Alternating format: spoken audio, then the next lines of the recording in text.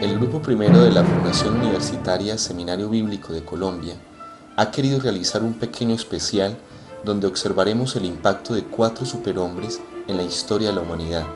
Ellos son Alejandro Magno, Julio César, Judas Macabeo y Jesucristo. Es importante notar que cada uno de estos hombres representó un pueblo.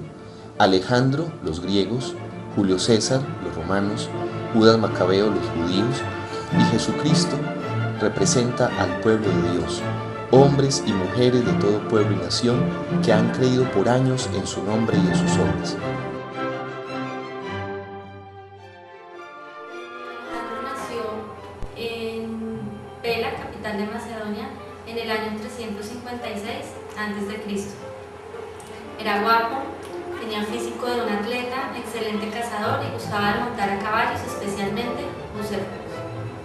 De los 13 a los 16 años fue instruido por Aristóteles. Amaba la Ilíada de Homero, aprendió algo de ética y política. Apreciaba las nuevas ciencias como la botánica, zoología, geografía y medicina.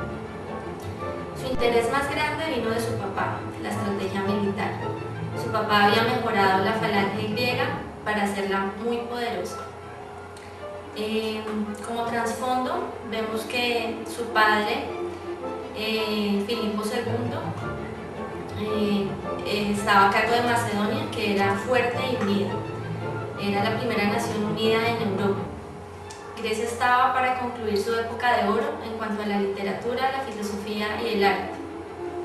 Filipo admiraba a la cultura griega. Los griegos pensaban que los macedonios eran bárbaros. Alejandro se convierte en rey de Macedonia en el año 336 a.C., cuando fue asesinado Filipo, probablemente por su esposa Olimpias, que era la madre de Alejandro.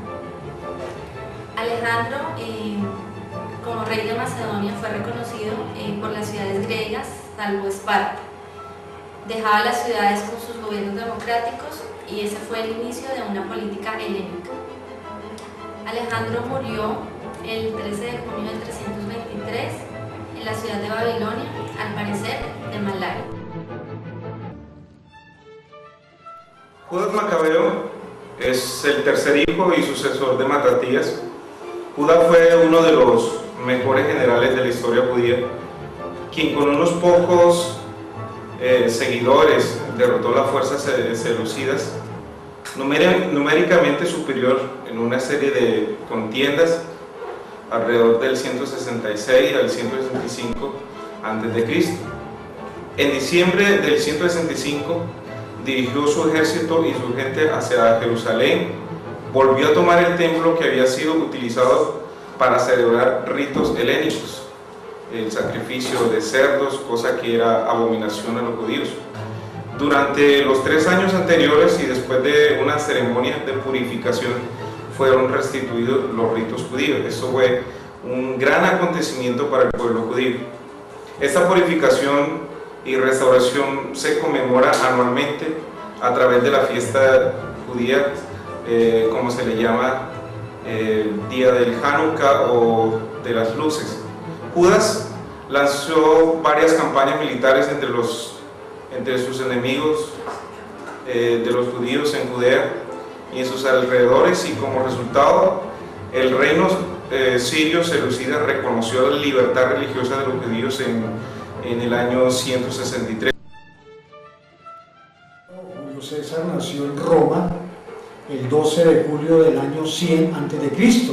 Viene de una familia Julia de los patriciados romanos, sobrino de Cayo Mario, un líder popular con muchas influencias, y desde su tierna infancia siempre conoció la polémica. Estudió retórica y la oratoria en Rodas, Grecia, del sabio Molón y otros, ¿cierto? Adquiriendo pues muchos conocimientos en todo lo que él quiso saber. Entre sus grandes triunfos se encuentra, de la vida de Julio César, la victoria de Galias, Alejandría, la batalla del Ponto, y muchas otras victorias más que nos cuenta la historia. conocido por su nobleza, con sus enemigos, e incluso fue traicionado y muerto por estos mismos. Él era un hombre muy dado a la amistad, era un hombre que, a pesar de que estos que le mataron y le asesinaron y le traicionaron, varias veces, ya por 2 ocasiones le habían traicionado, pero él perdonó eso y siguió confiando en ellos hasta que murió en mano de ellos. Tuvo fama de seductor, inescrupuloso.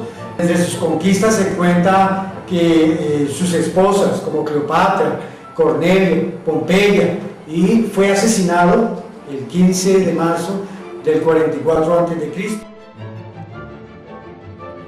Jesús, las escrituras predijeron su llegada con las palabras de los profetas.